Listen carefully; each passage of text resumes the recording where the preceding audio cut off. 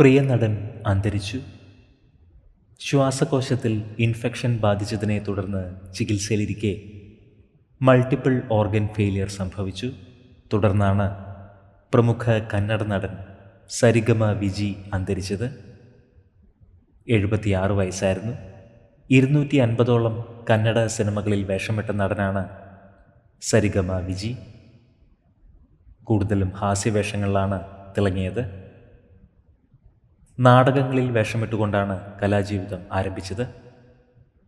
പിന്നീട് കന്നഡ സിനിമാ രംഗത്തെ സജീവ സാന്നിധ്യമായി മാറുകയായിരുന്നു. ബംഗളൂരുവിലെ സ്വകാര്യ ആശുപത്രിയിൽ ചികിത്സയിലിരിക്കെ ജനുവരി 15-ാം തീയതിയാണ് അന്ത്യം സംഭവിച്ചത്.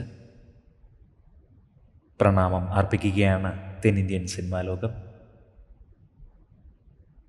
ആത്മാവിന് നിത്യശാന്തി ലഭിക്കട്ടെ എന്ന് നമുക്ക് പ്രാർത്ഥിക്കാം.